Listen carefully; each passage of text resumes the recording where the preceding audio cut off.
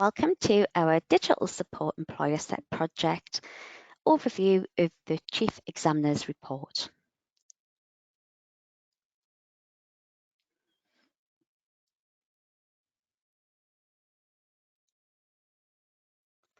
So we're going to look at some key findings from the Chief Examiner's report for the Digital Support ESP from the summer 2023 series.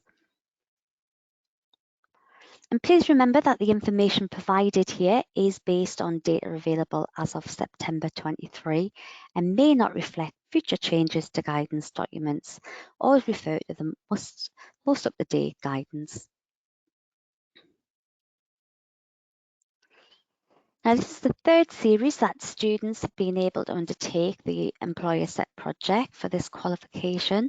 And the section will be split into three, looking at the standards of student work, an overview of the evidence created, and then looking at the student responses to the external assessment tasks. Okay, so starting off with the standards of student work. Now, it was reported that learners' performance varied significantly across the various tasks, resulting in a diverse distribution of grades. Stronger students demonstrated excellent responses, particularly in task 1 and 3, which focused on applying knowledge and required higher order skills. Most students were able to communicate effectively during their interviews.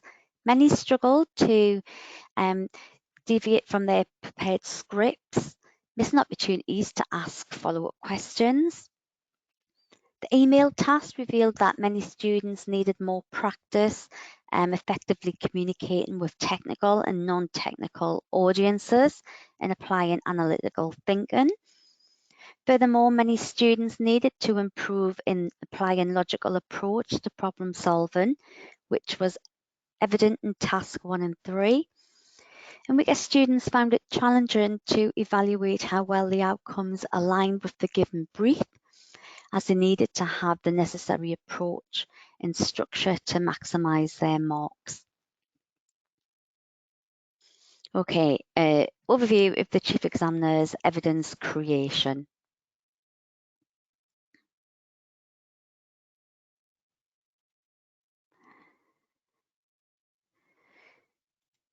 So most providers submitted evidence well, making it easy to review. The audio files and documents were in a standard format, usually MP3 or a PDF, ensuring compatibility. The WAV audio file format is discouraged as its playback proved to be problematic. Unfortunately, hyperlinks provided by learners within the documents did not work. All the evidence is scanned, which removed the links. And on occasion, some evidence was accidentally not submitted by providers, causing delays in assessment. Now, this final section, we're going to cover the overview from the Chief Examiner of how the students responded to the ESP.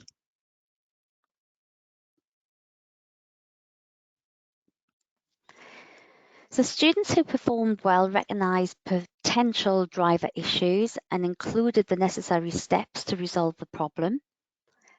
This task aimed to assess students' comprehension of troubleshooting by employing a logical process that involved relevant steps to identify computer faults.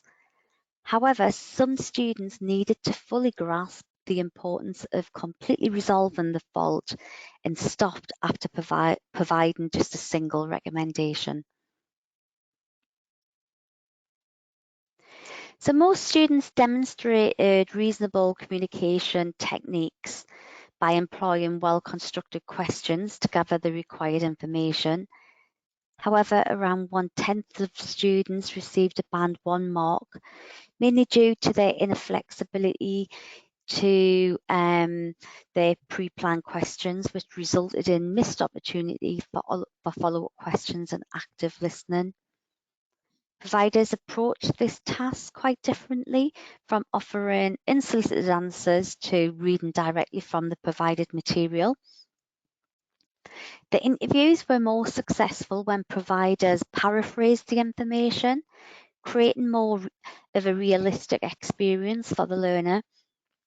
These providers gave students answers based on the provided material or derived logically rather than simply responding with, I don't have that information. The quality of the recordings is the provider's responsibility, and every effort should be made to ensure that learners' voices can be heard. However, this was different with some centres. In one instance, noise cancelling headphones were used, inadvertently cancelling out the learner's voice and making it very difficult to access the information.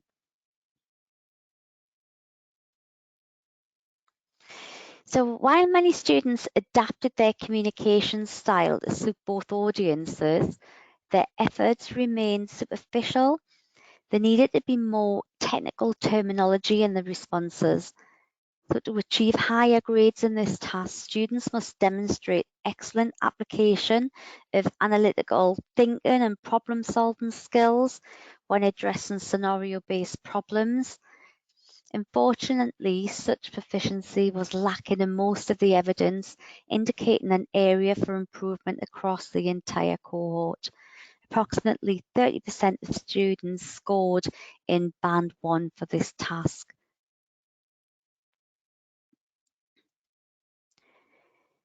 So this task allowed students to showcase their comprehension of the issues presented in the scenario and proposed effective resolutions.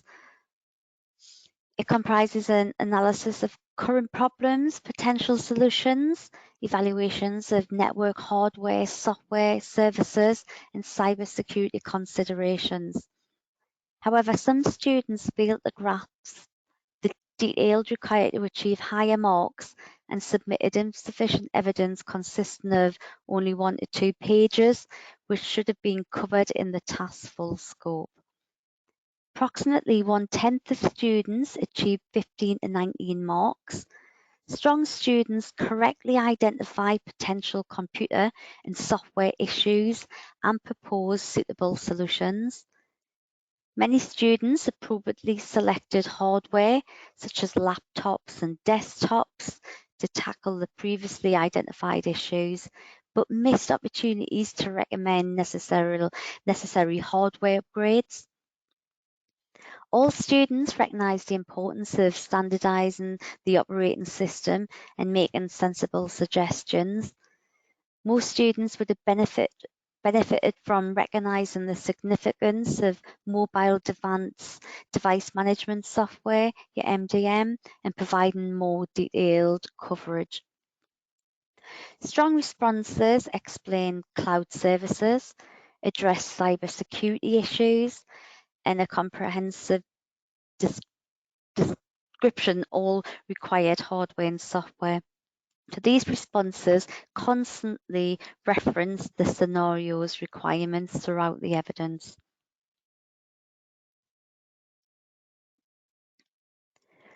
So task 3 math skills, students had to showcase their numeracy skills within their proposal. Just over 1/3 of students scored 1 mark, falling short of the maximum due to minor inaccuracies in their calculations. Some students listed prices, sometimes in dollars, without providing any calculations, resulting in a score of 0. Strong responses included a table that contained cloud services, hardware, and software costs.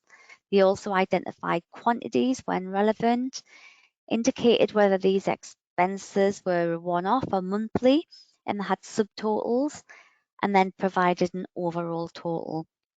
Applying addition, subtraction, multiplication, and/or division operations that were often sufficient to earn the full marks here.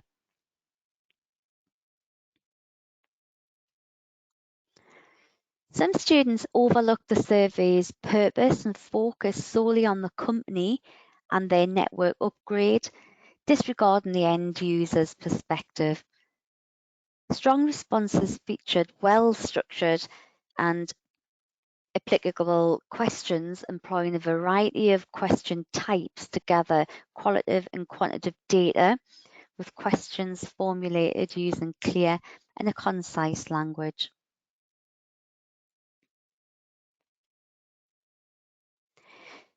Students handled this task skillfully, with a majority displaying a reasonable comprehension of the critical issues presented in the scenario. Students provided their solutions, considered mitigations, and discussed security factors. Additionally, many students evaluated their performance throughout the project, explaining the actions taken and proposing potential solutions. Around 1/3 of students achieved 3 to 5 marks in this task. Task 2, 3 and 4 English skills. Some students lost marks in this category due to spelling, punctuation and grammar. In task 1, 2 and 4, students must develop the habit of thoroughly proofreading the work. Thank you for watching. We wish you success in the T-Level Digital Support Services Employer Set project.